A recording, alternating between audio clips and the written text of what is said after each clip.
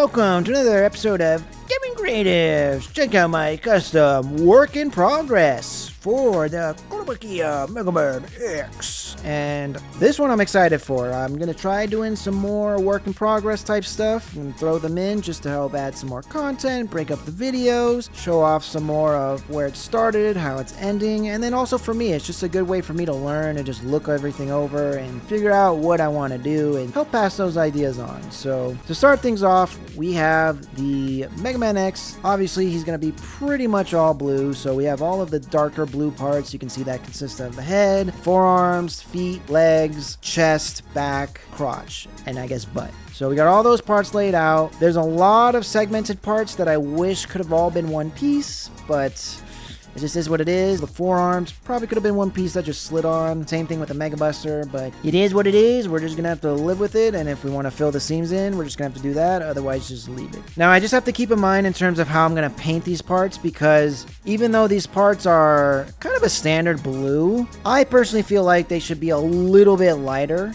just for X as a character. I feel like X and Mega Man should always have a slightly different shades of blue just to help break things up and separate them. So that's kind of the mindset I have going in with this blue.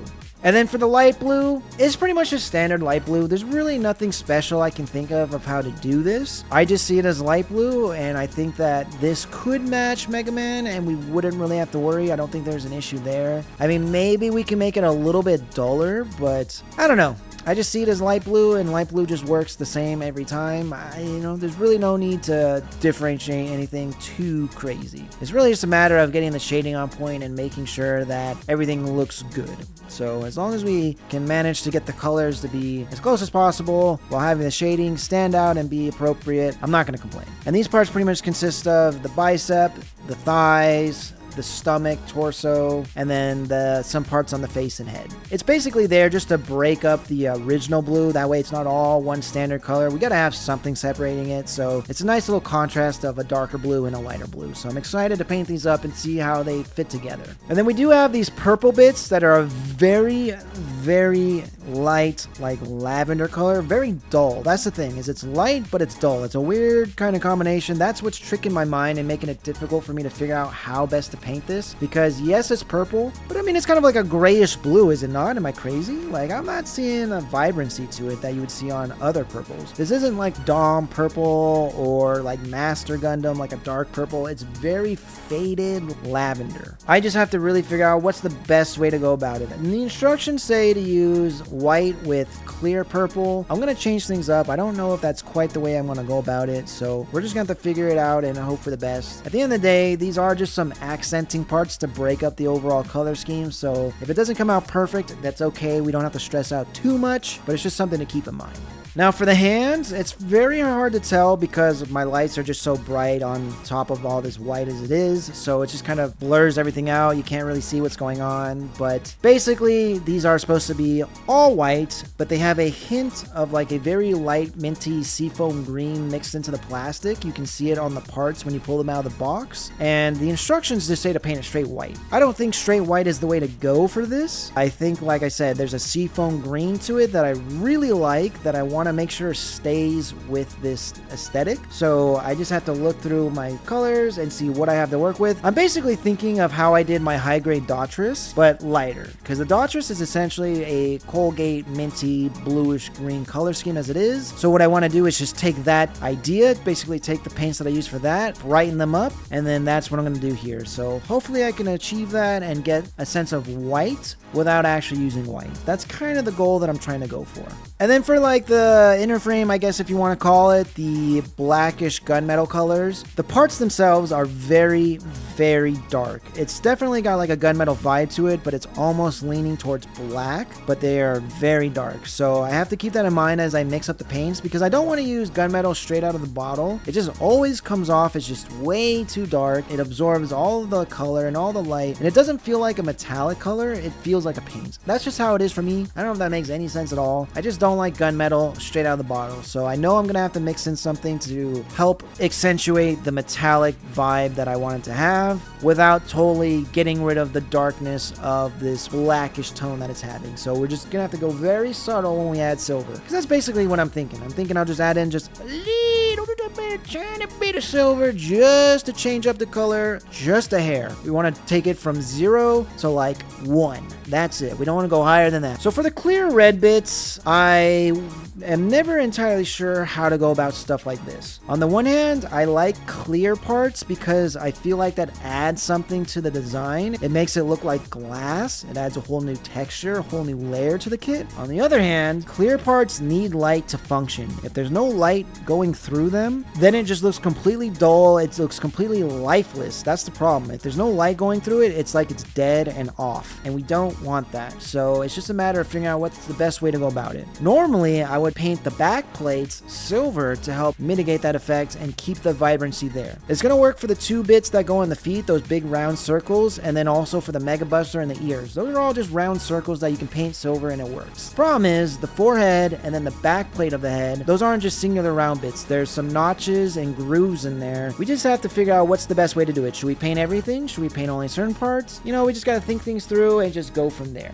This is where reference photos and reference shots really come in, because you want to just look at as many pictures as possible and see what did they do, how did they do it, will this work for me, does this apply to my design or my effect, and just really comb through them. So for the Buster shot and the little like yellow flying effect, I'm going to keep things pretty much where they're at in terms of the color. I'm going to leave the yellows yellow and I'm going to leave the greens green. That's not quite how it should be based off the video game. You would think that maybe blue and white would be more accurate, but I don't want it to be necessarily accurate. I just want it to look fun. And I think having green and yellow mixed into the batch with this blue model kit really helps break things up. So I give it a coat of Pakia on that because I actually like that, and I'm going to keep those colors separate. I think it helps with just not have everything be blue. I mean, the kit itself is already blue on blue. Let's just break things up with the effect parts that are completely their own. So to start things off, we've got the inner frame gunmetal parts colored, and I'm going to say it, I don't know if I could do it necessarily any better than this. I use Alcalad gunmetal mixed with just a little bit of that Alcalad airframe aluminum, and I really like this mix. I think this comes across pretty much how I want it to be, where it's very dark gunmetal, but there's still very much a shine and brightness. Feels like those are pieces of metal that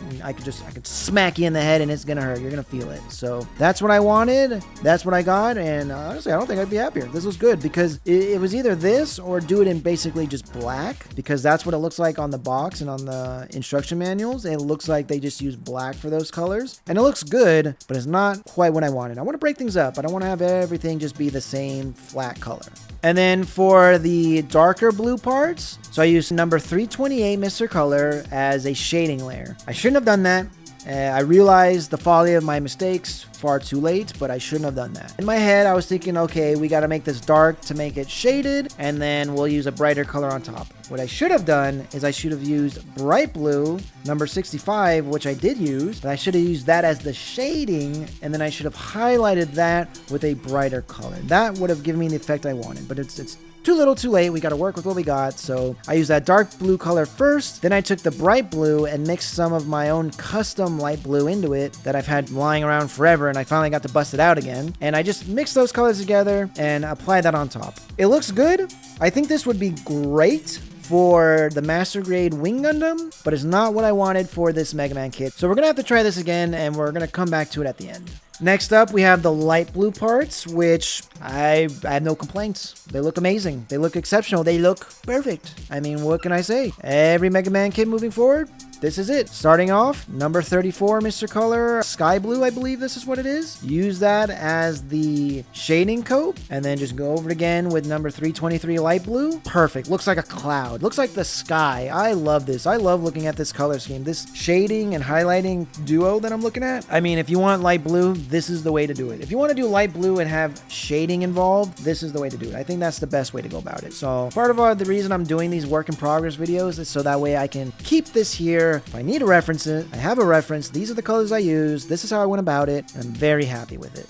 So we move on to these lavender purple parts. I kept things pretty basic and pretty simple. I painted the parts as straight purple for the first layer. I wanted it to be dark and dulled so that way it would kind of mix well with the darker blue of the armor. And then from there, what I did is I just mixed in some white into that purple to highlight it. Because I figured the instruction manual said to achieve this color, use white with just a little bit of clear purple mixed in. So I figured, all right, since we're doing shading and stuff, let's try to change up the formula and see what we can do with this. And I think it looks mostly good. I think this actually looks really good for what it is. I just don't think it's quite the purple we need it to be for this specific design. This is another one where there was some unfortunate mistakes that were made, and I did end up having to completely redo these parts. And when we see the completed build, you'll see that I did improve upon this little coloration, but I also wanted to show off this is how I started and this is what it was going to be. And if we want it to be like this, these are the colors we used, this is how we went about it. But in the next video, when we see the actual completed build, you'll see that things came out a little bit different, and I think for the best. And for the hands, this is another one where it is perfect.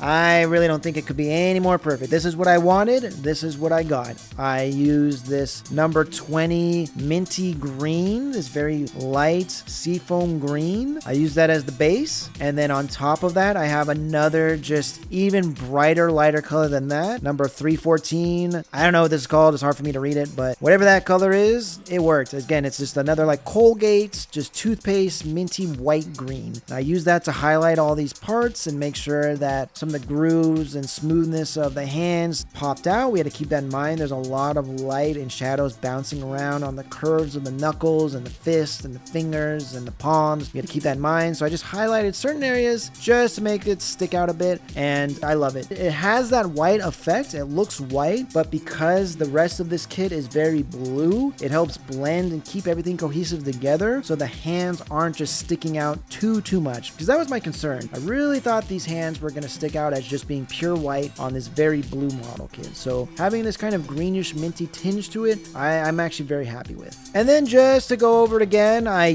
did give another layer of a lighter blue to these parts. I added some white into that mix I did before, and much happier with it. I do still think it's pretty dark because I started with such a dark layer for the undertone, but I'm still happy with the color I got on top. I couldn't add too much white in because the problem is if I brighten it up too much against that darker color underneath, it would have been way too obvious. It's already kind of obvious here, but I feel like we're at a nice balance. So hopefully when all is said and done, the kit will look great. It's something to think about in the future in terms of how I'll go about other kits, because I will say this is not my best performance. I think it looks great. It's just things didn't always come out how I'd hoped. I did have to fix up a lot of stuff because some issues did occur, and we'll go over that more in the finished build. But I just want to show off everything from a little bit more of a step-by-step process from the beginning, so you can see here it is now, where's it going to be when we get to the finished product. So just to give you an idea. But anyways guys, thanks for watching. I hope you enjoyed, and until next time, we'll see you then. Peace.